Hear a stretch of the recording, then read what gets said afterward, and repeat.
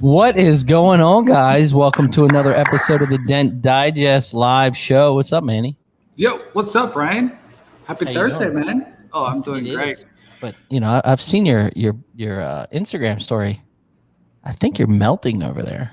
Oh, man, it's been hot in here.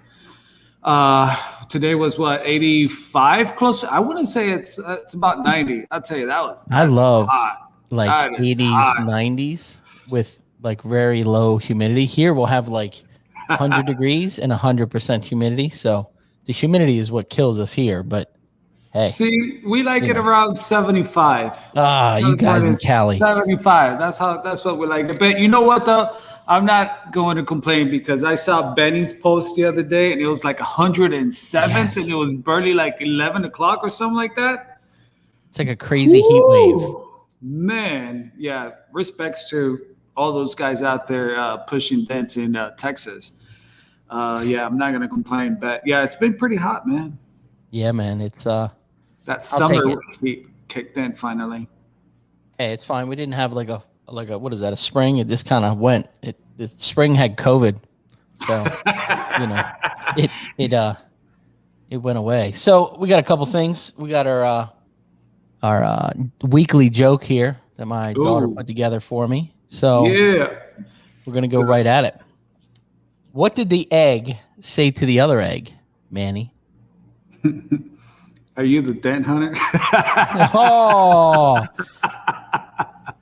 I'm having an excellent morning. That was good. Keeping it real tonight. You got to keep bringing those up. That was funny. That was a good one. She's got them lined up, so we're ready to go. So we do have some industry news, and I don't know if you guys saw this, but MTE was sold. I'm not MTE. Mobile Tech RX was sold to Aztec. Yeah, I saw that. So Aztec bought it, and a lot of people were reaching out, and a lot of people were. I saw some really kind of negative stuff online, and my personal take, I think it was a good move. Reason why. They were just sold. Well, not really sold. They were working with a venture capitalist company. That was the last company that was involved. Aztec is in the business, understands the business, and has a little more reach. So I think it's going to help propel it. I think it's going to be a positive move. So, a lot of people freak out when things like that get bought. But I mean, look at Dent Wizard, still a Fortune 500 company, and they've been sold and bought I don't know how many times. So, I think it's a good move. So we'll see. It's kind of exciting to watch our industry kind of starting to evolve. It was just some dent guys that created that. So it just kind of. Yeah, that's what I was going to say. It's just that, the big part is that Mobile Tech RX, it played a lot in our industry. There was a lot of, primarily I think it was for dent guys, Yeah. And for us to be now part of another bigger company puts us in the map. You know what I mean? Yeah. We're not body shops and we're not body men's. This is a professional line of business, I think it's a good thing. I do too. And I spoke to Kevin Bird a couple times this week. Nice. He seems to call me when he's driving now, so it's been good. I love talking to Kevin because he's from Maryland, so he gets it. He gets it here. So, and you guys getting signed up for that dent trial? Oh yeah. I don't know, Manny. The dent hunter is putting some serious skin on the table there. It's he's starting to go hard. I don't know if you guys saw that Tiger King. Even my wife was like, so what are you going to do? Because that was pretty good. The Tiger King was good. And I've known about it for a couple weeks. I didn't know he was going to do it there, but that was a good one. Oh, man. Now, if you guys have not seen it, you guys got to go check it out on my IG. It's hilarious. Dent Hunters, Arizona. It's hilarious, man.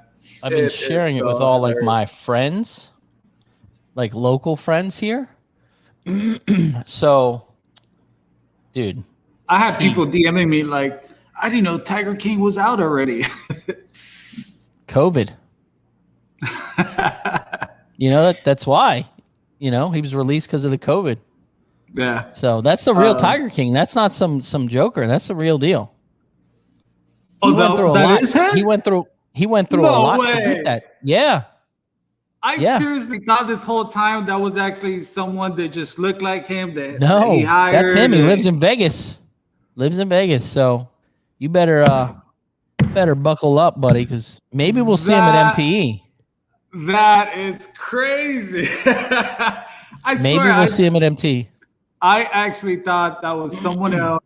Just looked like him. That that is crazy. That's definitely a story right there. Hey, shout outs to everyone that's on the comments, by the way. Sorry, we got some new guys in here, so that's exciting. Benny, Joshua, Adam, Alex, Matt, man, the family man, PDR, Dents and Dreams for sure. What is it? Dork. Some dork. Hey, John. Yeah, welcome everyone, man. Thank you guys. If you guys can chat. I was at a customer's house today, and I've done his cars before. And he's kind of a high-profile customer. You know, you go when you pull up to a guy's house, and the house is like, okay, and you see his garage, and you're like, oh my God, you know, he opens up the door, and there's, I don't know, $6 or $8 million worth of cars in the garage. You're like, all right, this is going to be a good guy. And I've done work for him before. He's like a professional 24-hour Le Mans race car driver. Like, he has his own team. He's a real deal. So I fixed his car today. I was there. I told Manny earlier, I was like, I was there for like 3.5 hours and only billed him $225. And I'm like, man, but the conversation we were having, it was totally worth it. When we left out of there, Shane was like, so what do you think? I was like, I think I got my money's worth. You know what I mean? So he goes, hey, I've got something for you. He was kind of excited. And I'm not a big book guy, so I'm really going to try to do this. And I need to read. Like, my wife's telling me all the time, you need to read some of these business books and some of these self-help books. And I'm just not a reader. But I started tonight. So I'm going to really try to do this just because he's such a good guy and such a good customer. He came out with a book, and it's getting released next week. And he was big in the medical industry, and his wife died of cancer. He's a huge car guy. So shout out to Ted Giovanna. If you guys Google him, you can kind of see his story. But I'm going to try to read this. I'll let you guys know how it goes. So we're going to see. But thanks, Ted. I appreciate it. I was like, man, that's the first time somebody gave me a book. I was like, maybe that's a sign. Maybe that's a sign that all these people that have been telling me to read, I need to read. So. You know, it's funny, but I actually got 3 books from clients that they're up on my stack of reading. Actually, I'm reading one of them right now, but reading is great, man. I definitely recommend it to you and anybody else. You know, shout outs to Cliff in the house. Right. So I got 2 tools I got to bring on, and one of them I haven't used. The other one I've used, and I'm pleasantly surprised. Okay. So I'm going to bring these back on. Oh. The dentless tabs, okay? And I was a big gangrene crease tab, okay? And I was like, man, these things are the bomb, blah, blah, blah. Bro, this crease tab right here, oh my gosh, I was so surprised. And it's like he's got a couple different sizes. But this crease tab, it's like the larger one. Man, the gangrenes are getting replaced because this is a fantastic tab. First, I was scared a little bit because the shaft was a little big. Yeah, that corner, that sharp corner right there on the edge. Something about them. Really? Same kind of thing like I was saying about Vidine's tabs. Something about more edges for that glue to grab on. This is a really, really good crease tab. I use the dead center crease tabs too and the centipedes, but this is a nice tab, man. And I put it through the works the last couple days, and I'm really surprised. Really surprised. So I love crease tabs. I love this one. This one for me, for the skinnier one, I really couldn't get it to hook up real good. It's much skinnier than this. I wish I could bring up the picture, but it's much skinnier than this one. I really couldn't get it to grab as much as this one, but this one I was like, oh my gosh, that thing's gonna, do well. I love crease tabs because sometimes a good crease tab could pull like almost like a full dent, Because sometimes you start with, and then you end up with the sharpest point. And you're like, then you start using crease tabs, like 30 minutes in of pulling. And sometimes if you just start with a crease tab, it makes it cleaner. Yeah. Do you see this? What's that? Oh, this is the new Metal Medic Commando rod. Wow. So this thing has got a feature on it that I am in love with. Okay, I have not used it, but when I opened it, I was like, oh my gosh. So it's got the kind of angled tip end, kind of like Endeavor had when he came out with it. Oh my gosh. Sorry, guys. So if you guys see this end here, let me see before I put a hole in my garage door. See how it's got 3 bumps here? Yeah. 1 bump here, 4 bumps here, and 2 bumps here. What do you think that's for? I don't know. I'm actually when you're using a rod and you have multiple tips in there and you always have to bend over and look to see what tip where it is? You remember where they are and you can feel them. 1, 2, 3, 4. Yeah, you can figure out which, if you like the sharp tip in one and then the other one, with your finger where the tip is or what tip is up there. So I thought that was a fantastic idea. Okay. Got a good counterweight. It's like aluminum. It's got a little weight back here. So I thought that was, and the machining, it's aluminum with one of the regrips that are out there that I really like. But it's got multiple tip ends. I'm excited to use this. I've got a roof, go figure, sitting at the shop. But it's funny because every time I call Manny during the day, he's like, what are you doing? I'm working on this roof. He's like, shut up. Shut up. But this thing, put it through some work tomorrow. So I'm excited. I really, really like this because this drives me bonkers. I have tape on my other one to show, this is the sharp end. This is the soft end. So I really, really like that he put the time and thought in to, put those bumps in there. So his stuff, it's always solid, man. He really is, man. And, he's just. How long do you think that is? I think it's over 60 inches. I know it's the bigger side. So. Yeah, look at Adam. Adam's been working with me for a couple days, and he says, man, he does a lot of roofs. So, but I want to get the rest of the guys on here and get this thing going so we can get some real information instead of me babbling about the Dent Hunter and, yeah, shout out to Alex, man. He's in the house. So let's get this on. Austin in the house. Q. Ooh, what's up, Matt Boyette? What's going on, guys? How are you? How are y'all? Just living the dream. Hey, I wouldn't say I'm living the dream. I'm living something. Or someone's dream.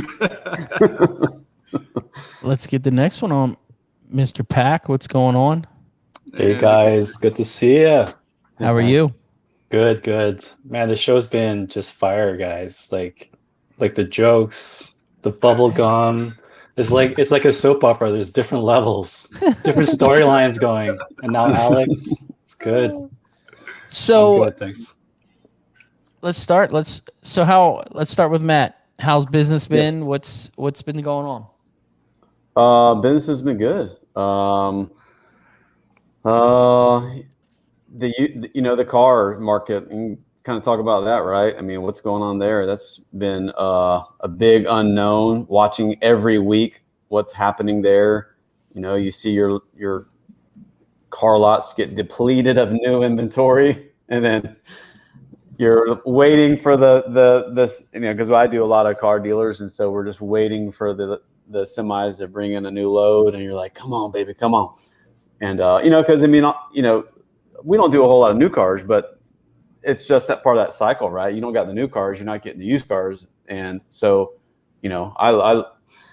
I've been encouraged seeing them slowly get replenished. I feel like it's, taking a dip, but it's kind of feels like it's probably leveled, at least where I'm at. It's not at the scary level. It's at the, okay. And, the good side is that they've, I feel like they've, put more confidence in the used cars to kind of float some of the business. So they're not wholesaling stuff. They're fixing everything up, trying to clean everything. So now, do you feel like you're fixing worse damage than you have regularly? Nah, I mean, it's about the same. Nothing worse. Not from my dealers. If anything, lately from my dealers, I've got less worse damage. But I don't think anything to kind of mention. I don't think so. It's been pretty consistent. How about you, Pac? What's been going on, bud? I see you finally got moved back into your shop. Yeah. It's the first half of the month was super busy. Like I was, just booked out all the time, and now we're getting kind of a lull. So our province is kind of opening up from COVID. So I think a lot of people are just, like anything travel related is like super busy. So people are taking off and they're planning for other things. So I think retail is taking a bit of a dip. And some of the rentals I do, I think they're renting a lot of cars because people are traveling again. Yeah. So like for where I'm at, this is just happening now. So we're just kind of really, you can travel around in the province okay now. Before this week, before the 15th, you're supposed to stay your region, and now people are taking off everywhere. Yeah. So. And you do a lot of enterprise stuff too. I remember me and you were talking for a little while. Yeah. And let me tell you, I'm fixing way worse stuff than I was even the last couple years because they're having trouble buying cars. Mm-hmm. And they're out of rentals. They're like, man, I need these cars to rent. I need them to go. And I'm like, okay, well, it's going to be this much. And they're like, okay, So I don't know. It's a different year, I feel, all the way around the books. I feel the retail kind of twinkled a little bit. It kind of slowed down a little bit. But I think you hit a point there because people have been cooped up for 18 months or 15 months. And now they're like, shot out of a cannon. You know what I mean? Let me get out of here. Yeah. So everything like campsites, stuff like that, like taking boats and ferries places, it's all like booked out. Like it's hard to go anywhere even. It's so competitive. It's crazy. Anyways. How about you, Manny? Sorry, on the side note, you know what I was thinking? Pac, man. Yo. He's always just humble, smooth. I was just thinking, I wonder what like a tough day Pac it's like, like how is Pac like on a tough day? You know what I mean? Because I've seen him talk even like on a hard dent, and he's just like, yeah, this dent is just complex. Well, see, you got to realize this. And I'm like, when does he ever get like, because all of us dent guys, man, sometimes we even talk to ourselves, like when we're going crazy tackling the dent. And I'm just wondering, like, how is Pac like on a tough day or something, man? Because you're always smooth, Pac. I love your style, man. Yeah, man. I guess I'm pretty chill, but I do get a little crazy, and a lot has to do with family. But see, you got to remember one thing. What is your hardest customer to have? So if you go to fix a car, what type of customer is your hardest customer to fix? Like, as in their profession. I already know my answer. So you're gonna say engineer, right? Oh my gosh, 100%. I know the type, the know-it-alls. Yeah, they're pretty. And they're very, very precise and very, very picky. Yeah. So that's what I was bringing that up because, he used to be an engineer. So his glasses are off and his hair's messed up is when he's struggling. he knows the language. That's it. Yeah. You know the type when they send you the estimates and they've circled every single dent in the picture and they've got the ruler out in like millimeters, like, measuring everything out. Yeah. Or you get them with the quarters right next to it. Perfect picture with the quarter right next to the dent. You're like, yeah. Well, I used to work do-it-yourselfers though.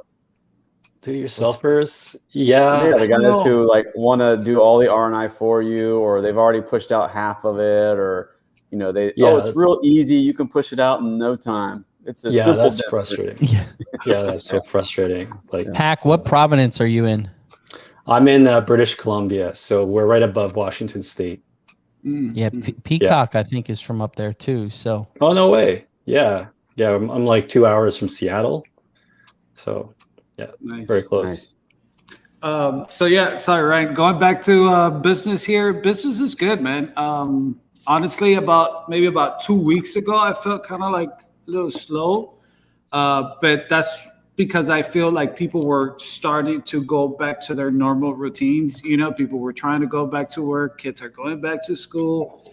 People are trying to get back into that routine. You know, but now that things are almost like, back to normal or back to its full capacity. Man, I'm definitely like a week out right now. So business is good. It's coming from just all over the place. Matt, I was actually going to ask you. For some reason, I've been seeing that there's clients buying cars with more dents than what I'm used to seeing. Typically, like any car that's bought in the lot, like has like no dents, like new cars or used cars. And now I'm seeing that they're being sold with more dents than before. And I didn't know if that was maybe like the dealerships are just not investing as much because they know that it's going to sell no matter what. And the reason why I say that is because I've been getting clients that they just bought the car. They're like, oh yeah, look at this dent. And I'm like, yeah, they didn't take out the dents. I'm like, I'm surprised. You know what I mean? So, I mean, I know that, yes, what you said, the value. So I had one of my dealers, he was telling me a story about, he's a manager, and his sister wanted to trade in the car, and he brought her in, did all the numbers, and she was like $3,500 upside down. He's like, yeah, don't do it. Just keep the car. A couple weeks later, he brought her back in, and she was $2,000 positive. So within like 2 weeks, he saw that much increase. He took the car, traded her, put her in a new car. So yeah, I mean, the used cars are totally retaining their value. I mean, my daughters have a 16-year-old and 18-year-old daughter, and they both want cars right now. And I'm like, it's the wrong time. Nobody's getting a car right now. You're not getting a car because they're just so valuable. So that you might be seeing some of that where they know someone's going to come buy it. If it's got dents in it, why do I want to spend the money? But also I know you're on the West Coast. I'm on the East Coast. We went through some of that, a little bit of that we went through when there was some uncertainty. Florida's completely open now. I mean, you guys hear all day probably stories about Florida, but it's completely open. And so there's no more of the scariness for us. So, but months ago they were like, yeah, we're not going to be spending any money right now because we don't know what's going on. We don't know who's coming through the door. But that was a short-lived thing. That lasted about a month for us where they didn't want to do anything. But then we just kind of went right back to normal. I don't know if you're getting some of that. I would suspect the other, what you said, just holding their value. Maybe they know they can sell it as is. Someone's going to come buy it with dents or no dents. Yeah. I don't know. My Honda, my big Honda account that I've had for years and years and years, manager would fix everything. It didn't matter what it was. Tiny little flicker, fix it. COVID hits, no vendors allowed. We'll call you when we're ready. I'm like, okay. It's a little scary, but okay. So I kept calling them every week. Hey, you need anything? Everything good? Yeah, we're good. Well, what that did was they realized they're still selling 30 to 60 cars a month without fixing the dents. So now, like I'm doing work for him again. We're stopping in every week. And he's just not fixing. If you can't see it from across the parking lot, you're not fixing it. Like everything you're fixing is smashed and bad. And he's buying worse cars because before they were taking the trade-ins and wholesaling them. Now they're taking the trade-ins and retailing them. So, and a lot of the dealers in my area are doing that just because they were selling them with the damage. And they're like, hey, we just cut our reconditioning cost in a quarter of what it was. So I don't know, man. It's it's crazy out there. I think part of that is kind of how, I mean, I'm not saying this about any one specific as far as a technician, but I think part of that is kind of how you set yourself up in that dealer as a value or not to them. Yeah. And again, I don't know the specifics of, but, I tried to portray myself as a value to my dealer in helping them sell those cars. And that comes across in so many ways, from, you speaking their language, you understanding what they need to fix and what they don't want to fix, you making them feel like you're not just there to take their money, you're there to help them sell the car. That is my goal. Ultimately, that is my goal, is to help them sell a car. Dents is what I do, but I'm there to help them sell cars. And if I can make them feel like I'm contributing to that overall, so I think it's how you establish yourself in that team and what you do.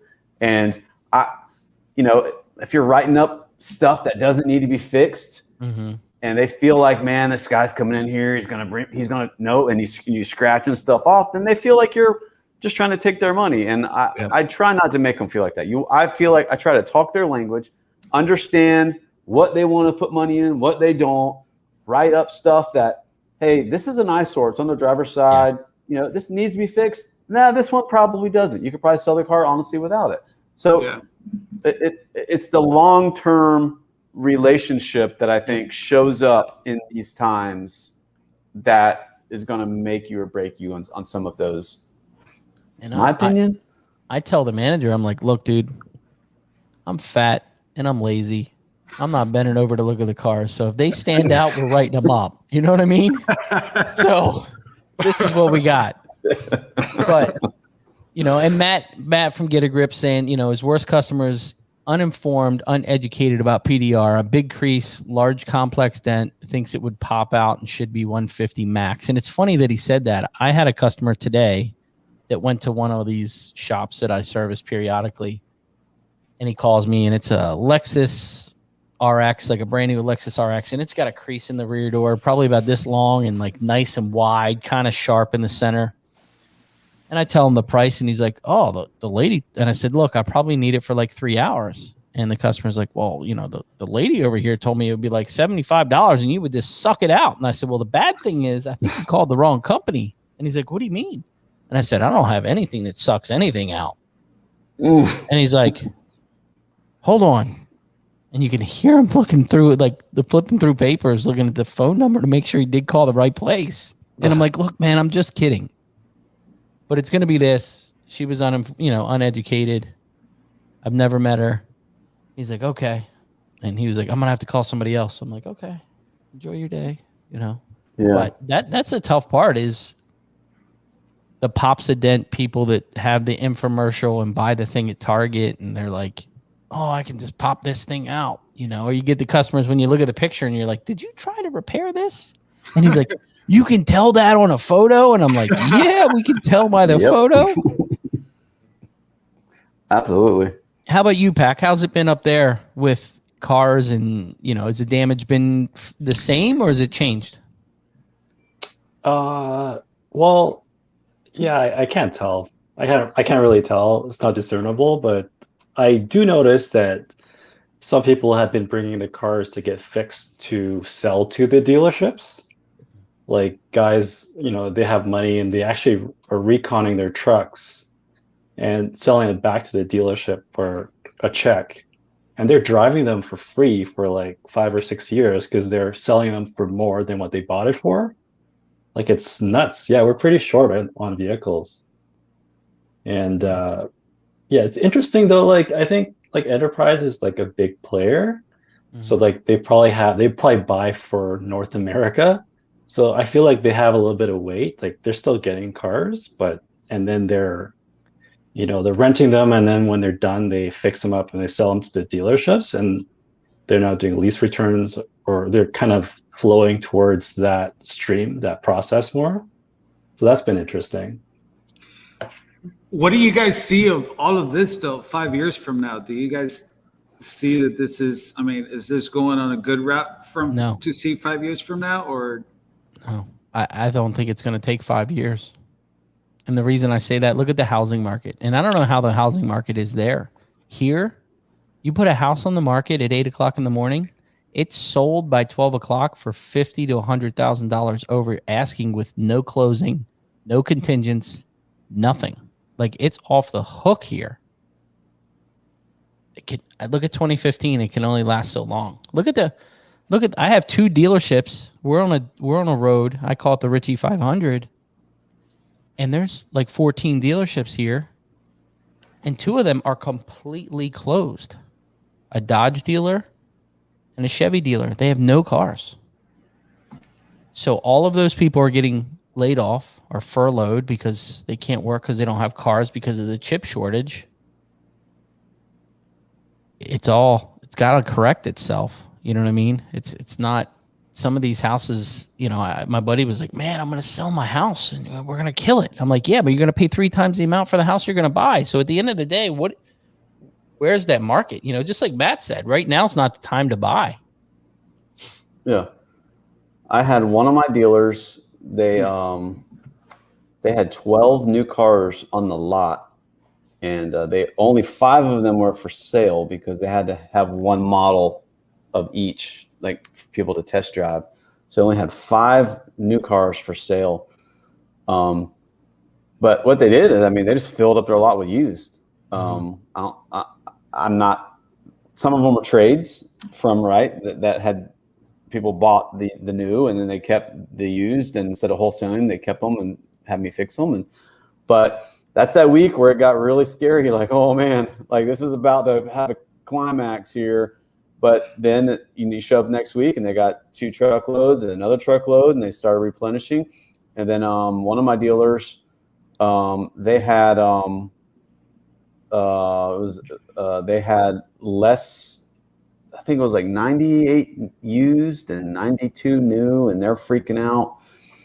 But my point is, that's the heaviest they've ever been with used, and they've just been throwing everything at the used, and the used it's been really good for me. I haven't seen a lull, but like I said, you're waiting for that cycle to come around, and you're hoping that it's not a huge impact into what we do when it does come around. But to me, like I said, what I saw, it was pretty short. It was only a couple weeks where there was this real bad dip of cars, and now it feels like it's starting to climb, and cars are coming in. They're just not as there's not as many. But man, I do feel like there's always good that comes out of these things, and you just got to find what it is. You just got to find what it is. I'm a pretty positive guy. I always try to look for the good in things, and you just got to find what it is. And I like watching these things unfold to try to find out what those things are. You know what I mean? Like what these positives are. That for my dealers, it's the way that they've completely revamped their intake of service, the way that they've done their service drive. Like they've completely changed it from how it used to be, how you used to park and get out, walk in, and now it's all like a mobile outside, and they're doing everything different, and it's all just been good and positive. It's just been interesting to watch back and see. We've been in it so long. I've been in it so long as a technician, and things kind of, this is how they are. This is how they work. This is just how things are done. And it's been cool to see this little shakeup of things and see things being done differently and still successful, and still be an integrated part in that. It's been cool for me to watch and to witness and try to find little angles to do your thing still, If you're not adapting, you're going to get passed by. You know what I mean? 100%. You've got to adapt. We had this conversation with Ted Giovanna, my customer I was with, and he's like, if you're not adapting by now, you're not going to make it. And one thing I can say in our industry, a positive thing in our industry is we were all still working. We were closed for a little while personally, but bro, we all still had work. You know what I mean? Look, just imagine if we were in the restaurant industry. Those guys took a bath, So the good thing in our industry is it adapted and worked. So it kind of makes you feel like, okay, not really recession proof, but pretty balanced to where we can still make it work in tough times. Yeah. Yeah. One thing for what we try to do is not just be dealer focused, but we do have a big retail presence that we try to do, so that when you see these lulls in dealers, hopefully, you know, the retail is going up when the dealers are going down, and so it'll kind of balance you out. That's how we try to do it. And everybody's moving to Florida right now. I mean, I get a phone on my, I get a call on my phone and it says New York, and I'm thinking it's some insurance guy or whatever, and it's a guy in my neighborhood wants a dent fix. And then it's like all these snowbirds, you know, are coming down here, and everybody's flocking to Florida. So, you know, where we drop in the dealer, we usually pick up in the retail, it seems like. And it's good because it gives us time to do that, you know, where your dealers are down, you can kind of lean more and take on some different things in retail that you're trying to pursue or whatever, and then vice versa. So it's a balance for me personally to try to, you know, keep those two things in harmony. But it's interesting watching it unfold for sure. Yeah.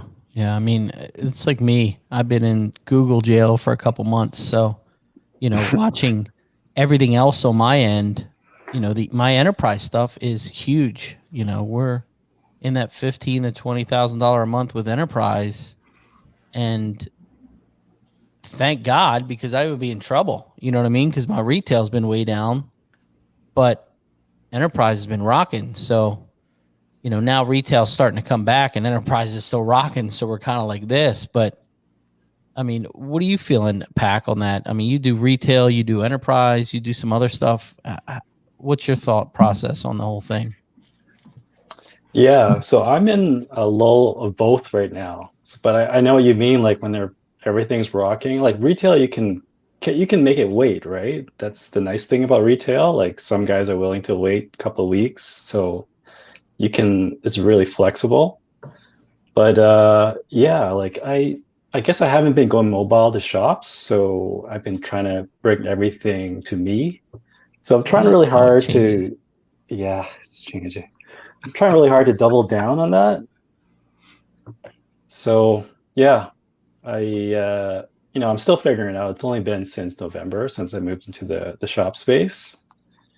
But I really enjoy retail. Like, but I miss mobile retail sometimes, to tell you the truth.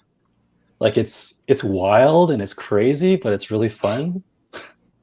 Like you can get stuck out on a street and that's when I get stressed out, like working on the street. Like when people are walking by, kids are like, what are you doing? You know, like the same boy will come back and forth like 4 or 5 times. Calling the police because they think you're breaking into it.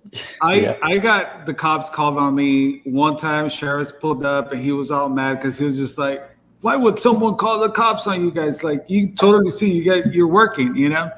And then I had another lady just like, she literally walked up, are you stealing the car? And I'm like,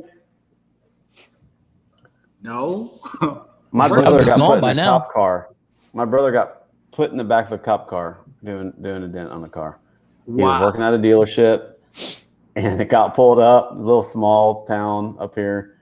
And what are you doing? He said, I'm fixing a dent. Oh, man, he put him in cuffs, put him in the back. My brother's like, I have the keys to the car. Why would I be trying to get in, like break in the car? I have the keys right here. He's like, oh, and he had to go in the dealership and make sure. Where was he? Like, was he on a parking lot or? Yeah, probably on like a little grass, like a little like a dealership, and a little grass section on the side, working on a car. Jeez. Just out of the way where we all work, right? In the back and the corners.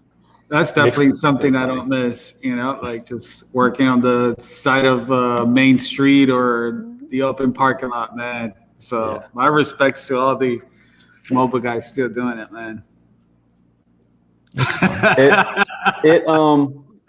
So, you know, I have a comment on the mobile because, you know, I just came from doing mobile to a shop, and we still do mobile, but, oh, man, it's a love-hate, man. You know, like something about like when you're mobile, and you're at someone's house, and the neighbor walks by, oh, you do dents? Hey, come check out my car when you're done. And you do one job, and that turns into the 3 jobs. And a 2-hour job, you can be there all day, and and the way that they can grow, those little jobs turn into big jobs. And I mean, so many times you're leaving the neighborhood, and the neighbor waves you down, and hey, look at mine before you leave. I love that kind of stuff. But I do think that cars are getting so complex now, and you almost got to disassemble stuff to get to anything, and that side of it I don't like. So we try to do mobile for qualified mobile jobs. If it's something we deem is mobile worthy, we do it. If it's something that's significant or anything weird, complex, then to the shop. I won't do it. Don't want to do it. It's no need to do that. Now, do you guys feel like you're fixing worse damage being at a shop location? And do you think your quality's been better instead of just mobile? Each one of you, what's your thoughts? Pax, go first. Yeah, I'll go first. Yeah, for sure. I think the damage, naturally is worse because they might be stuff that's passed from a mobile tech. Someone's offering mobile service. And then I'm not a minimalist. I like tools, and I like to be ready for everything. So I will entertain stuff I would not do mobile, just like Matt said. And it's I've been seeing more of that, and it's kind of cool to have. You can jump off a car for a while, take a break, work on something small.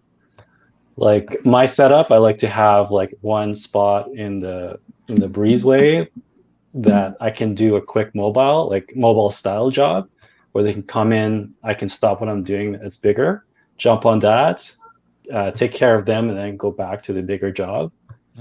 That's perfect for me because I still feel like I'm serving my community. As a PDR shop, people can go somewhere because I do live in a pretty dense city. You don't want to go downtown to do mobile because you might be 5 floors underground with no washrooms. And no one has space here because it's such a premium to live in Vancouver. If anyone has a garage, it's full of stuff, their storage, or it's being rented out as a mortgage helper. So I'm really trying to appeal to that side. I did like your post. Sorry, Matt. I don't know if you were going next. No, but I was go going to say, add to pack. I did like your post earlier. I don't know if it was earlier or yesterday. I was trying to look for it right now about your comparison. You're comparing to mobile and in the shop. And I mean, you detailed that great. There's good and bad on both sides, but just working in the shop, it's not that you're not doing that quality work outside, but just something about being in the shop that it takes your quality that extra step, But I can't remember exactly how you wrote it down, but it was really good. I mean, we're gonna lose customers if you're not leaving the shop, but at the same time you're picking up different customers, so it balances out, I think. And I kind of want to do harder work still. I always want to get better at this, so I appreciate the challenge. So you don't have an excuse too in the shop, as much of an excuse. You can still get out of stuff, but in mobile, you can get out of stuff because there's so many reasons to not do it. Reasons for yourself, self-imposed excuses, or just excuses other people give you. Yeah. So one thing I've noticed working in a shop versus doing the mobile stuff is I spend a lot more time on repairs in my shop versus mobile because I have the time. Usually someone's left their car with me for the day or half a day. And so, if I don't have anything else booked in or no one's walking in the door, then I just keep going. And, versus if you're mobile, then your brain, or my brain at least, is telling me, you're going to have to move on. You know, whether or not it's the weather's changing or the lady needs her car, or, you know, pick up a kid from school. Like I feel more rushed, and I feel more maybe, I don't know, like I'm not on edge, but I just feel more like you're like this. Yeah, like it's either pressure. There's a time constraint there. There's a pressure. That's the word, pressure. I feel this pressure of like, hurry up. And in the shop, you don't feel that way. But I do know that, and I tell my client, I'm like, listen, you bring it in my shop, I guarantee you're like, I'm going to give you a quote. My quote, let's say my quote's $600. Like, you're going to get way more value if you bring it to my shop, because I'm going to spend the time on it there at my shop. Like I'm just going to get into that geek zone where I'm just like picking out the smallest stuff, right? To where if it's a mobile, maybe you don't have the time to do that. Maybe they don't have the time to do that, you know? And you have all these things fighting you. I did a mobile repair the other day. It was at a Porsche dealer or Porsche service thing, and it was on the lift, and the mechanic was waiting like this for me to finish the dent. Like, he was supposed to work on the car, and I had to fix this car, and he's waiting like this. He's looking at his phone, and he was cool. He was totally cool, but I know, like, I'm holding him up. He's not making money because I'm in his bay. And, you know, there's it's just that lurking behind you of crap, I got to hurry. And so to me, you're going to get a subpar. If you put that pair side by side with that done at my shop, it would be better at my shop. That's just flat out truth from my perspective of that.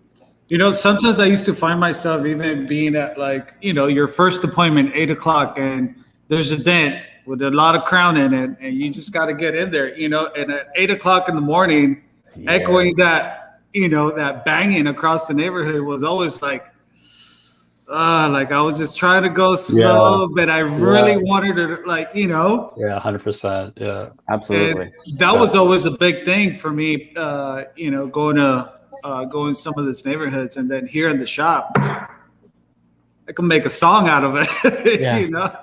Yeah. I had my neighbor come over. He's like, "What are you doing?"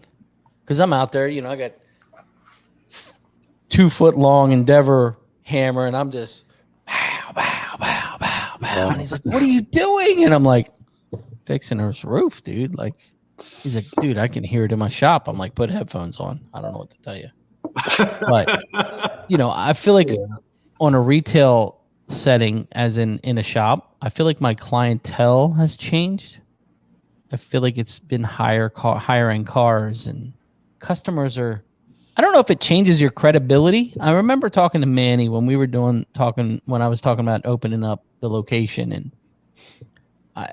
I really do feel like it changes the business. Yeah. I feel like some customers want to take it somewhere and drop it off. Some customers want you to come to them, but I feel like it gives your business a little more credibility and a little bit more stability. Like, okay, this isn't just some guy coming to my house. He has a location and he does mobile, but I don't know. I just feel like I can't even explain it. There's a question in the comments, and I think I know what that question is that how does someone as good as Bryce Kelly does such clean repairs being mobile and not having a shop? Like, we're talking that, like, you can make cleaner jobs in a shop. Bro, I ask that question every time I see his videos. And then the other question I ask, because he'll post something that's like, this repair was 10 hours or 12 hours. And it's like, you were in their garage banging away for 12 hours? Like, I mean, it's amazing. Obviously, that's his deal, and I'm not trying to. I'm just saying. Yeah. Like, when I see that, I'm like, how? There's no way I would even take that repair on at someone's premises. Zero pressure is what he said to me. He said zero pressure. He does not answer the phone. The phone stays in the van. He has zero pressure. He schedules those cars. He has an idea, just like us. We have an idea of how long these cars are going to take. But he legitimately that's all he has to do. And if he doesn't finish it, he goes back the next day, and it just kind of bumps him back, you know? So that's what he said. 0 pressure. He doesn't load up cars. If he's done at 12 o'clock, he goes home. Yeah. You know, if he's done at 7 o'clock, he goes home. And I'm like, dude, some of these repairs, I don't know how you're doing them in 10 hours. You know what? That makes big sense though, right? Because that's the big part that plays being in the shop is that you have 0 pressure. You know, sometimes, I mean, like Matt says, like if no one's walking in the door, it's just like you're on your own. You know what I mean? Like no one's bothering you, and you get to have that 0 pressure. You know, or sometimes it's past 6 o'clock and you know you're still working on that car. It's that 0 pressure thing. You know what I mean? So I see it. He's also probably listening to his own music because Reed says he makes Elon Musk music, and he does make some like EDM type music. So maybe that gets him going. You know what I mean? He's probably got those headphones on and So well, hats off to him, man. I mean, obviously his repairs speak for himself, but us as dent guys, we're not just looking at the dent. We're looking at the garage and the environment he's doing it on. The little it's not even a hood stand, it's a little, you know, or stand, yeah, and then I'm like, golly, man, like I don't know. I mean, he's obviously a killer and he's good at what he does. That just takes it up even farther to be able to do that in those settings. And sure. I do have some breaking news that just came in. Uh-oh. Hang on, I'm gonna bring it up, see if you guys can bear with me. So the official Dent Reaper tabs are available tomorrow. Oh wow, look at that. So nice. He definitely let me know before the show, but I forgot to mention it. But the tabs are available. They work fantastic. I haven't tried them in the purple, so I don't know if they're any different, but they do work really, really well. I feel bad for Who are they available through? Kiko. So he teamed up with Kiko with them. He's using some of the dead center technology. I've been using the tab I've had it for, I don't know, a couple weeks. Something about, and I said that about the same about this tab. You think of a round tab. Here goes the engineer pack. So I hope you're ready. All right, let's go. We got a tab with a round surface, right? You got glue. You got a tab with multiple points, kind of like a body line on a car door. You have a car door that's like this, or you have a car door that has multiple body lines. I feel like the glue grabs onto these multiple edges a little more than a round surface. So it's the same thing with John's tab. It's a hexagon, and he has a step to the lip. So the tab comes down and then it steps down again. So when that glue goes around and grabs, I feel like it stays on the tab better. What's your thoughts, Pac? Yeah, I think like with that extra surface area, I think it's kind of neat. So like you're saying that the outside flanges are thinner? Yes. Yeah, so that's going to flex and keep the whole thing attached, right? And pull just the center, not pull the side so much. So you're not pulling that side of that metal. You're pulling more of that center. Yeah, that's really interesting.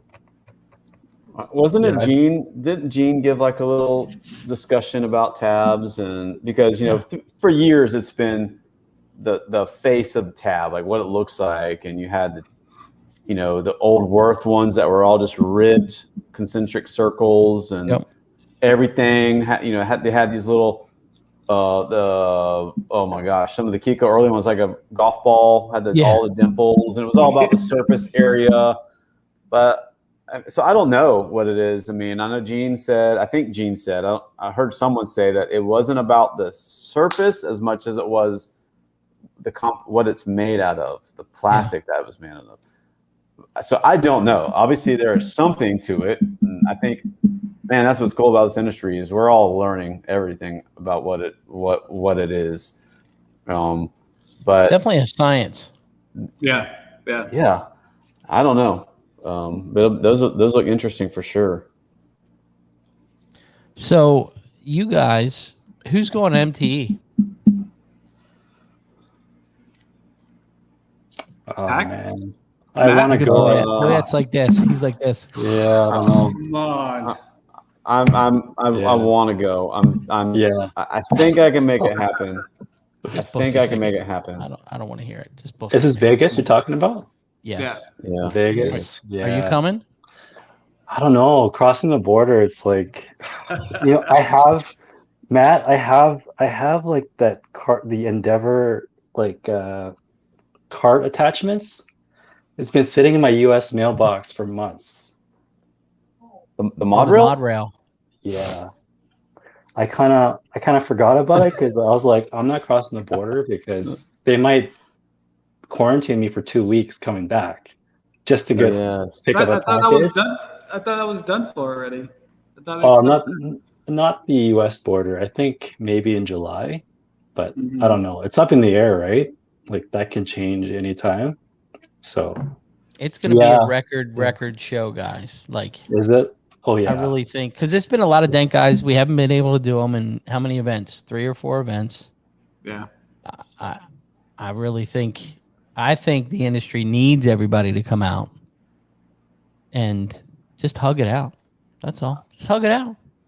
I know I regretted not going to the Anson open house. So did I. Yeah. Same. I was watching it in social, just pouting the whole time, like, God, man. Looking at every post that came up from whoever it was, and I was just like upset. I was just like, That's why you just need to book your ticket tomorrow. Just I know, book the ticket. I don't want to feel like that about this. So that's just book it. Matt, you got to come out compete too, man. Come on, I'm on there, but there's no other competition coming out, so it's just like, you got to come out. I don't know. If Pac came, I think he'd be in some trouble, Manny. Oh yeah. Come on, Matt. He'd be in trouble. I'm not a competer in that in that regard. It's not come for on, me. Matt. It's 3 easy dents that you do all day long. Just a little crease, a little door ding, and a little rail dent. I don't know. It's never been my appeal. I mean, I love going to the shows. I love hanging out. I love doing the social thing and the networking. And I love, holding the tool in my hand. Like this one. Gosh. When you hold this in your hand, you guys have seen this tool? Yeah. I've seen it. This is a VJ tool hammer. I think it's beautiful, man. Like, it's so great, but when you put it in your hands, like something just kind of like, oh, okay. I mean, it's got these divots in it, in the handle. Like, I don't know, man. Like, there's something about it, right? When it when you put it in your hand and you feel it, and it just kind of speaks to you in a different way than. So I'm longing for that. Definitely, I want to go. They can feel that dense layer. So far, I'm seeing like almost every company in the event. So far, if you look at like the chart of all the tool companies that are there, so far I'm seeing everyone in there. I don't. There's some stuff that are unofficial, and I don't say who, but there's some companies that will not be attending. I can tell you that. I know of a few. I'll let them announce what they're going to do or not do, but because otherwise, I mean, I think that would be false advertisement for me because I'm super excited for that. There's so many great companies going. I mean, that I see so far. I think part of it is maybe some companies just aren't prepared for the show for whatever. Maybe COVID has impacted them in a way that they're just not prepared. For that big of a, and then obviously some of the travel with masks and stuff. I know there's some dudes that are just like not happening, not going to do that. So I know there's a few companies that are going to not be in it. So it'd be interesting to see because last year we saw how that just snowballed. Oh, if they're not going, then I'm not going. And that obviously will have an impact on it, and it'll be interesting to see how much of an impact that'll have because I want to go. I'm going to try to go. That's my goal. Well, I hope to see you there, Matt. You are going. Who wants to share a room? Hey, I got a bathtub available. You can have it. Negative. Hey, I have a question. Are any of you guys dealing with some of the new metal that it's supposed to be coming out on some of this newer cars that it's supposed to be stronger? And have you guys came across any like newer cars that you just feel the metal is different? Like Challenger fenders, like that. Yeah, the I Challenger mean, fenders everything are I like feel they're like the old nowadays, Ford Mustang fenders. I feel like most of the metal nowadays is thinner. I mean, I work on a lot of Hondas and Subarus, and it's like, bro, like they're thin. You can breathe on them and dent them. And but the Challengers, I feel, have that just springiness to it, that tightness. There's two cars, Alex, Dent Hunters. What are you laughing about? What are you laughing about? No, I did a Jeep tailgate the other day, and that's what he's talking about. That it's supposed to be an aluminum tailgate, but I almost feel it's not aluminum. It's like something else. And then I had another friend, Paul. He was telling me he was working like at one of the new Bentleys, like on a rail, and he says just that metal was just not moving. And he says it wasn't aluminum. It's and I can't recall the other name of the new metal that they're supposed to be using on cars. It's like carbon something. Pack, I don't know if you know any of these names, but yeah. So I thought I asked if you guys came across any different metal on some of the newer cars. Man, I got a message right now from the Dent Hunters, so I'm gonna play What it she for said. you. I mean, what he said. Hold on, let me get him up. Let me get it up here. Bear with me. See if I'm making this thing work here. I can't even. You guys can talk for a minute because obviously I don't know what. Hold on. Hold on. So we're gonna get this up. You ready? Yeah. Hey man, I've got a question for you. How in the fuck do you think you're gonna beat Alex, the Tiger King of paintless dent repair, in the Las Vegas Dent Olympics? You ain't got a fucking chance, buddy. Well, maybe you can get second place, and maybe they'll give you a little trophy, like a pair of Carol Baskin's panties. Shit, you can walk around Las Vegas wearing these sons of bitches, or strap them on your face like a COVID mask. Holy shit! God damn, those smell like cool cats and kittens. You don't want that shit.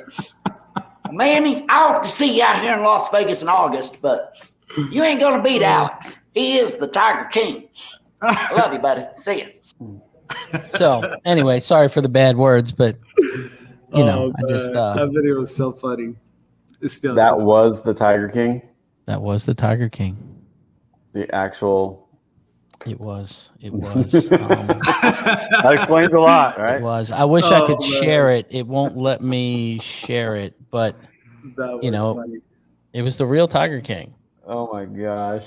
So, you know, good things, man. This is the best thing. When I was talking to Kevin Bird, I'm like, bro, you gotta start following this. You gotta start following this because this is what the industry needs right now.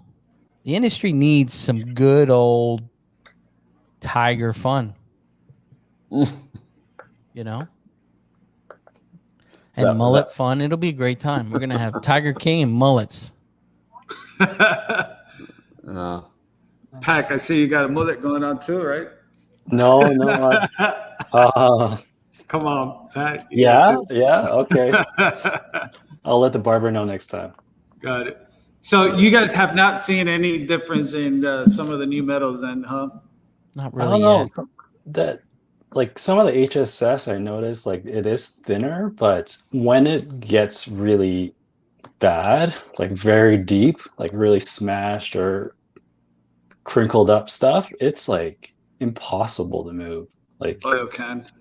yeah, well, not just that. Like I did a really bad fender, and it was like it felt like it was like double the gauge of a normal fender. Like when it's just so what I know about HSS is that when like it's actually two kinds of steel in it, like soft steel and hard steel, and when the soft steel, it's in there because like when they form it, it's easy to stamp, but once it's made, it's strong. Yeah. And then when you keep on like yielding it, it gets stronger and stronger and stronger. So I felt the difference, like working on like worse damage on HSS. Is that what you're feeling? They someone just posted. Mike posted the 2018 Jeep Wrangler's tailgates as magnesium. Making it And difficult. I did one not so long ago, and I was in there. It just that metal was just it was different. I was like, what is this thing? And you know how like sometimes you put your tool through like a small hole, and as you're cranking in there, you're like either bending that edge or something.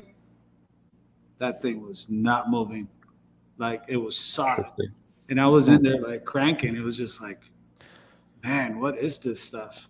Now, have you pushed on some of the high strength steel and it pushes like aluminum? You know, like sometimes you push aluminum and it makes that weird shape in the center of some of the sharper dents. It just kind of moves around weird. Some of that high strength steel is doing exactly the same thing. You're like, man, this is moving like aluminum, but you know, it's the high strength steel. So I don't know. I don't know what's going to come. We'll adapt. We'll make a tip. We'll make a tool. We'll figure it out. Make a dent slayer and just keep, you know, Adam Jones is saying boron is another one. Yeah. You know, that's what they're using on the inside of the Challenger quarters. That big brace is boron. Yeah. So I don't know. Yeah, that big nasty brace that's in there that we always fight by the body line is a piece of boron. So I know Volkswagen uses a lot of interstructural boron steel plates too. But I don't know if they're going to start using something different on the outside, especially with some of these designs that they're coming out, you know? I don't know. I feel like everybody's still going to aluminum. You know, it's the Silverado doors, the tailgates, you know, it just seems to be evolving. Have you guys seen a lot of just destroyed aluminum that if it was steel, probably been fixable, but just it's aluminum and it's just ripped. Cracked. Yes. And it's like, oh man, you know, we got an accident and we got hit behind. We got an Audi all aluminum, and it took the damage well compared to the car that hit us.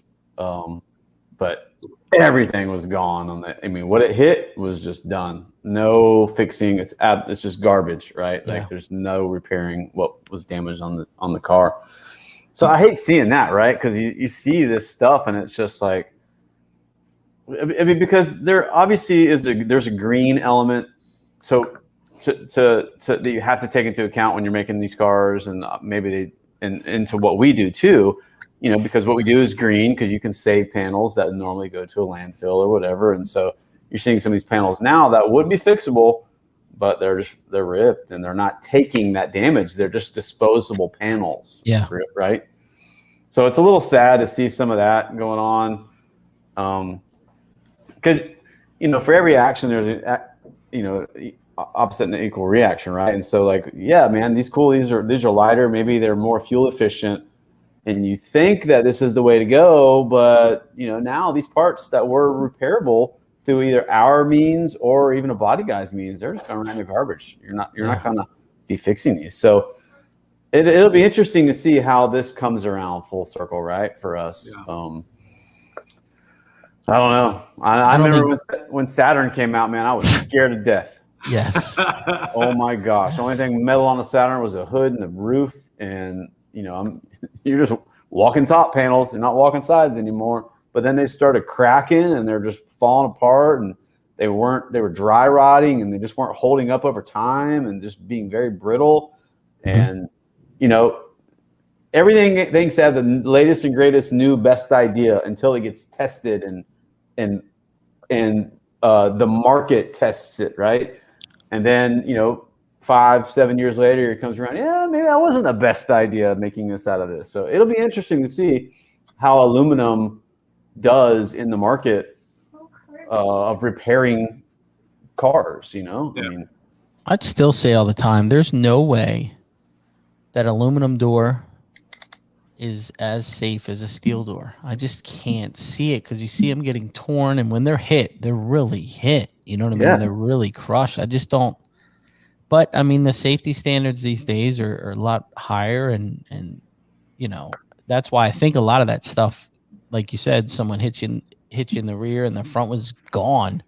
But it seems to absorb that energy more than an average car. Yes, it's supposed to absorb it and take it in instead of it hit and bounce off of it, right? It's just absorbing, but now there's no repairing it. Now it's absorbing, but now that's all garbage. Yeah. There's no, hey, we can fix this and keep it on the car and repaint it and patch it and be down the road. Now it's garbage, garbage, garbage, garbage, garbage. Yeah. So I don't know. It's just interesting.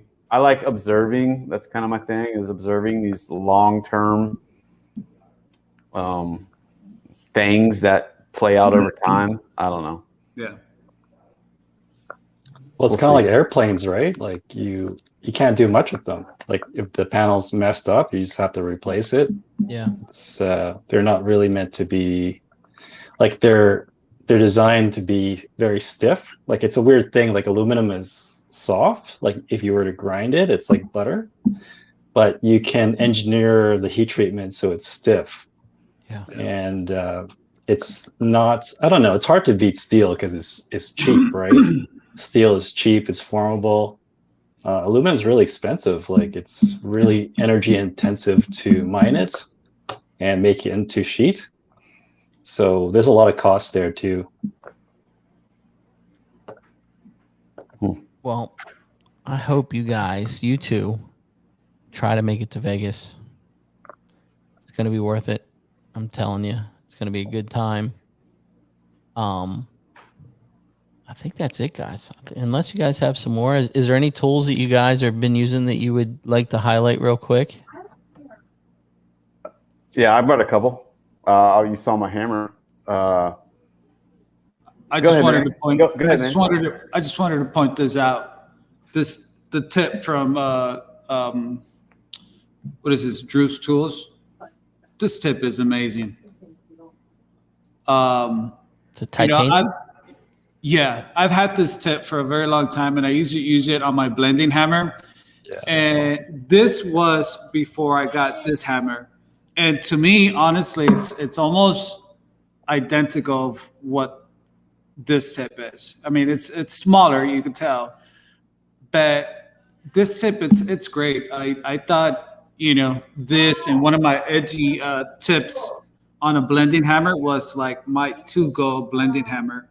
And after I got this one, eventually I don't use it as often, but one of the things that I do use it now, it's just on a regular tap down. And you know how sometimes you have a really sharp, high spot that you try to use your sharpest, knockdown, and it's either too sharp where it makes a divot in the paint or it just slits off. I think that this tip is just have so many good uses. It's strong, it's solid. And, I think it's definitely one of those companies that doesn't get mentioned a lot, but they have gold. I mean, and this tip, I think this is one of them, Yeah, I agree. If you don't have this tip, I definitely recommend it because you can put it on, like I said, on a regular tap down, or you can put it on a blending hammer, and you're almost going to get the same, not, close to the same effect because they're just about the same shape or design, I want to say. So I just wanted to bring this one up. Drew's Tools. We got a question for Pac there. Yep. Is aluminum more tough to push because we slow pushes because the metal to bind and tense up? So he's asking is it because we push so slow that it seems to bind up the aluminum? What do you think? Why the aluminum is harder to do than metal? So aluminum is engineered to be stiff. So basically what we do when we push dents is like we're actually bending, right? Like we're not really yeah. So if you imagine an airplane wing, like they're made of aluminum heat treated T6, so they don't bend easy. So I think it can get really technical, but there's stuff between the grains in the heat treatment. It precipitates things between the grains so it doesn't slide around. And there's like dendrites that form inside the grains too. and it's almost like it's kind of like when a snowflake forms on or ice forms on glass. They have all these tentacles. All this stuff happens in the aluminum when they heat treat it for stiffness. So for the same amount of material, like the aluminum is going to be a lot stiffer. Like it's going to be a lot harder to bend with your tool. It's almost like a different metal. Like it's a totally different metal altogether. So it just behaves like so different than what we're used to with steel. I tried to But at the explain same it to the time, customer like it doesn't have a memory. It's soft. Yeah. It's soft. Like you can take sandpaper to it or a grinder and you can just rip right through it, but it's stiff. So there's two very different properties, but and the strength is a different property too. Yeah. Yeah. See, I'm glad we got the engineer on here. Yeah. Hey, I got a little bit of it. But it's okay. Oh, okay. That's right. Yeah. I'd love to do a video on it, like do something like metallurgy for PDR guys, because That would be fantastic. You should. I got to share it, right? Like it's something that I have inside me that people should know, right? It's just because of my mix of my experience, I have this. So like we should know this stuff. I think it helps helps with your decision making And explanation to the customer. 100%, Ryan. Yeah. Like your tentacles of the snowflake that okay. Don't say that. Now you got me. Now you got me all curious. I got some good ideas now. Okay. Huh. Yeah. It's always interesting trying to explain to customers that aluminum is softer, but it's harder. And, you sound like some weird salesman at that point, trying to explain a real thing. I always sound like I'm, what do I sound like this idiot? This idiot, he's telling me it's softer, but it's harder. I don't get it. He's trying to upsell me on this. And that's not it. Obviously, you're trying to give a valid explanation, something that we see on a level that they don't really get. So, yeah, man, if you can explain that, that'd be awesome.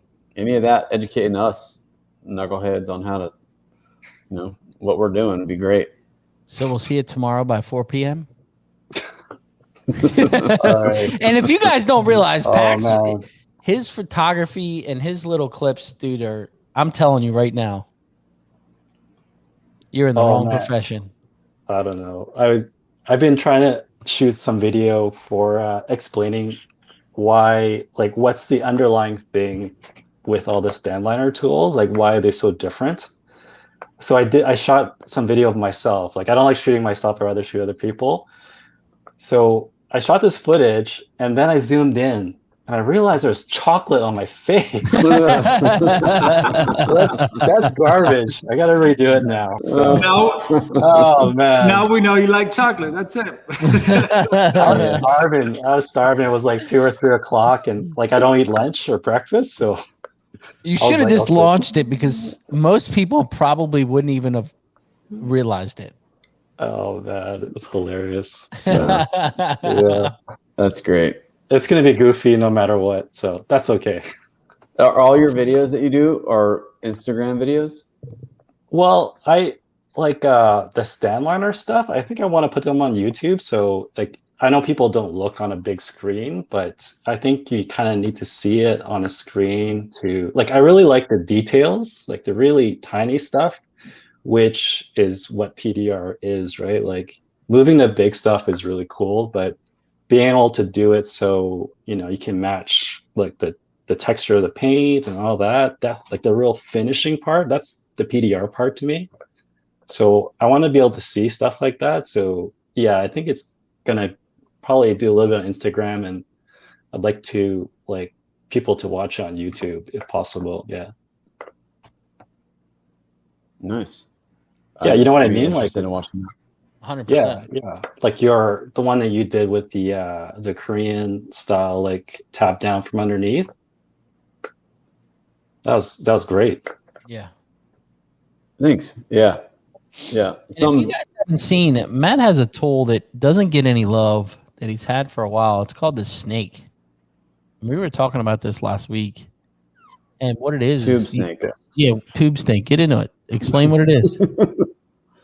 It's a it's for fishing the wiring harness out of a panel or fishing it back into the panel. It's easy to get it out, right? But trying to get the wiring harness back in can be tricky with all the connectors and fishing it through, routing it back through a tailgate that you just pulled it through easily. And guys in the past, tie string to it and pull it through, and that's cool. But we have one that's basically a ripstop, like a Kevlar sleeve, like a tube, like a fabric tube with a zipper down it that you lay the harness in, and you zip it up over all those connectors, so it's sealed in this tube, and it has a zip tie type thing that sticks out the back that you can feed that now through the gate, and then you can pull the whole wiring harness unit back through without all the connectors getting jammed up and caught and bound. And I remember there was a Nissan that was almost impossible to get the lift gate off. A small car, might have been a Versa, I think it was another one, but it was just like next to impossible. Like complete bad design. They should have had a quick disconnect right at the back of the hatch, but not. You can't get to it, at least fairly quick. You can't. So we would just pull the tailgate off with the harness in it and spin it around, leave it on an extra hood stand beside the car while we did the roof. Like, not leave the wires all in, but this thing, it just allows you to pull them easily in and out through a cavity without it getting bound up. And the reason this came up was Shane and I working on a Pacifica. And if the Pacifica has a power lift gate, it connects right underneath, when you open up the gate. If it doesn't have power, you've got to pull the harness all the way through. Unless you're we couldn't find it. It was down in the sail, unless it was down all the way at the floor. I mean, we looked as far down as we could and couldn't find a disconnect.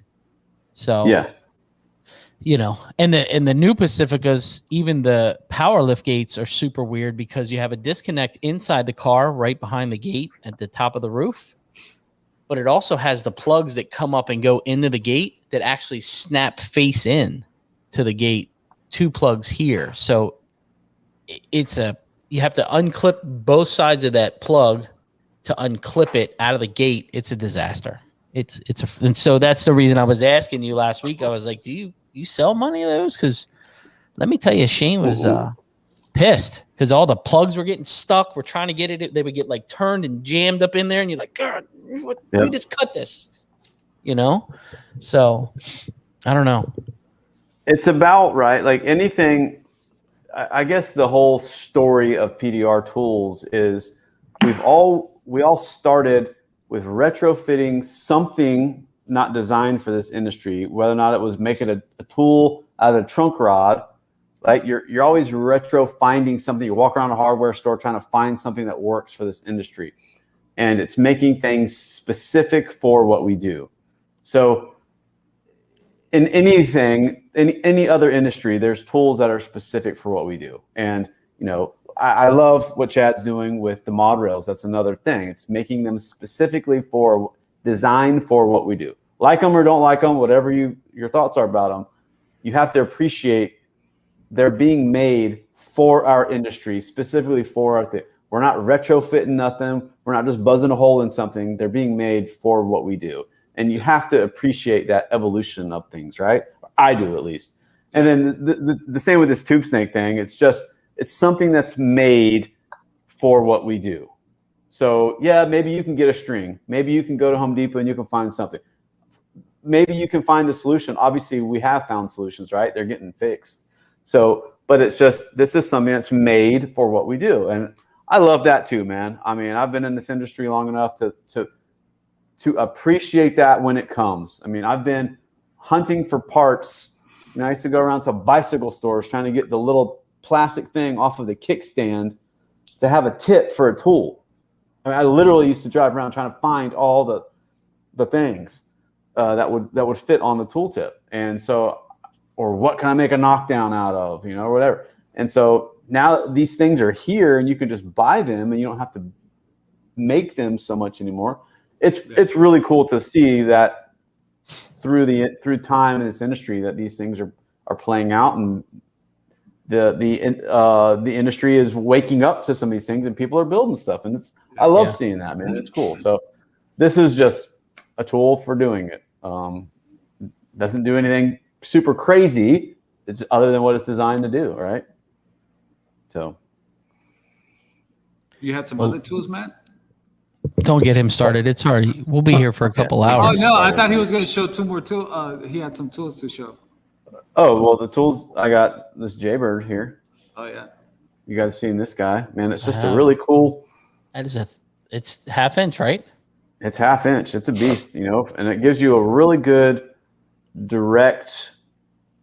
When you do it on a fender, it gives you a really good angle that not a lot of tools give you. It's almost like a downward, kind of pulling into the fender. Where Is it kind of like a flat bar will do, right? Like almost. But yes. But even the flat bars have, they're all kind of still angled up. I mean, some are pretty direct, I guess. But yeah, I mean, it gives you that similar. You can play with the angles of this, how kind of deep you lodge it in there, or how you leverage it. It just gives you a pretty unique angle and lots of power too.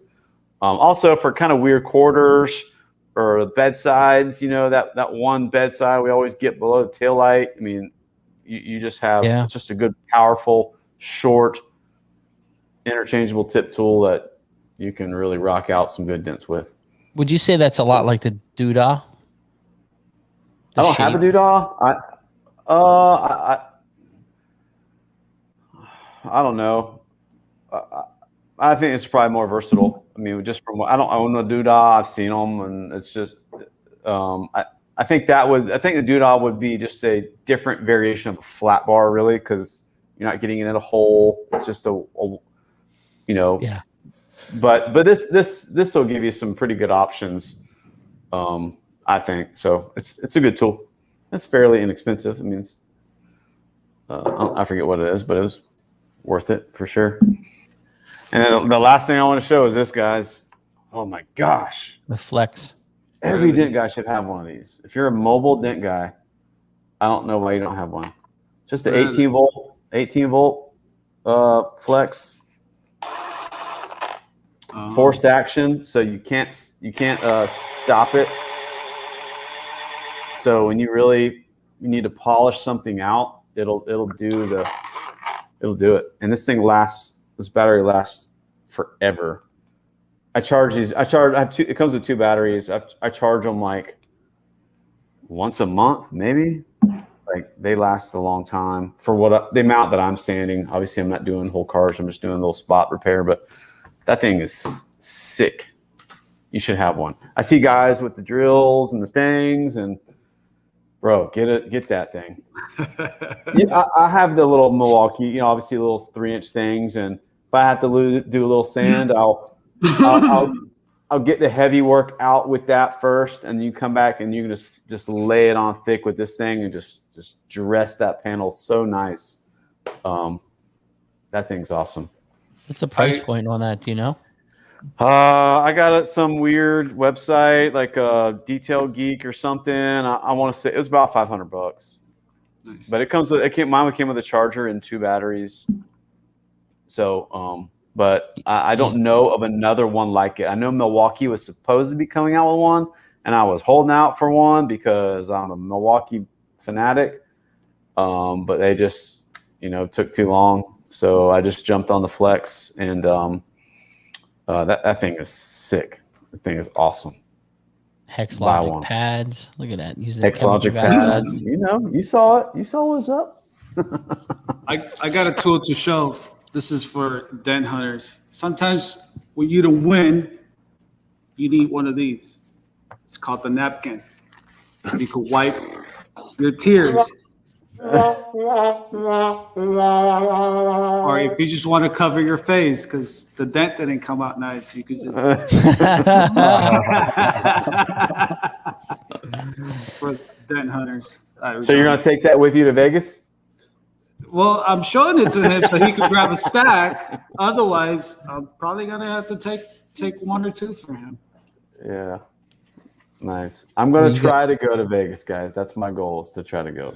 Please, man. It would be great. You know, it's a good place to hang out with all the dent guys, man. You know, I feel I've never been to Vegas. Place. Really? I've never been, so it's kind of, you know, it would be good for me to go. I think just the whole experience, you know, being around all the dent guys, you know, and talking dents, cars, business. It's an awesome place, you know. It's just hard to eat sometimes, you know. Sometimes you don't get to eat. The first time I met Pac, he was eating lunch or breakfast, and then I'm walking in to get breakfast, and him and who was it? Cliff. It was Cliff and you, and you were like, "Hey, you know, I'd love to meet you. I've been watching you go on the show," and like, "Yeah, sure." And then I sat with them for like 20 minutes, and I look over, and all the guys that I was with were already eating. They were done by the time we were, but I didn't care. You know, you get to that point to where it's almost like you geek out. You know what I mean? You just get in this groove of people that understand you, and you all have the same problems. And it just is, by the end of the weekend, you're like, oh my God, I'm so tired, but so worth it, dude. So worth it. You guys got anything else? Pac or Boyette? No, I didn't bring any tools. Yeah. You didn't get any warning. That's why. Yeah. We wanted your expertise in the engineering end. Oh, really? That's what you brought, the knowledge. You brought the knowledge. Sure, yes. Anytime. Boyette. How can people find you guys? Pac, how can people look you up? Maybe on Instagram, just look up Van Dent Pro. Boyette? Is he sleeping? I think Boyette's sleeping. He's gone. Well, Pac, I appreciate it, buddy. You have a fantastic evening. I know it's late there. And I will talk to you later. Thanks, buddy. Try to get to Vegas. Okay, I'll try. I'll see you. See you, Pac. See you guys. It's a good show. Yeah, completely. Hour and 32 minutes. I couldn't stop because there were so many people in here watching.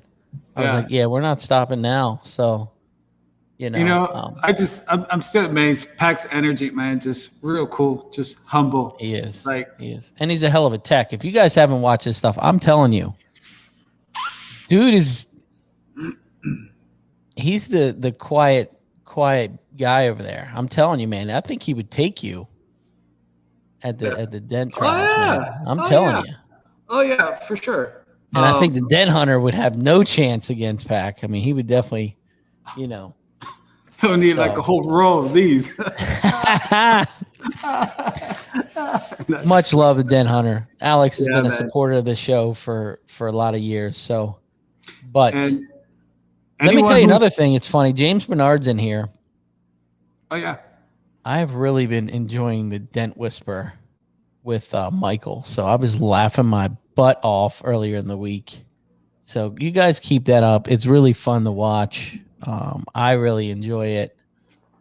And I just want to say, man, if anyone's thinking about it, not sure about, you know, Mobile Tech Expo in Vegas, man, just go for it. You know, just take that week off, take those days off, and take a vacation, and you know what I mean. I just think that I think the industry needs it. And that's what I said to my wife. You know, I looked at my wife and we were talking about it, and you know, I haven't traveled with COVID, and it's my kid's birthday, the 27th. So, you know, it was kind of like, she's like, you know, you remember it's Macy's birthday, and I was like, yeah, but I hate to say this, but I feel like I have to go. Like it's the industry needs this right now. Like it just needs it. So if you guys, I mean, you don't even want to know what my flight was to get there. It was like $760 some to get there.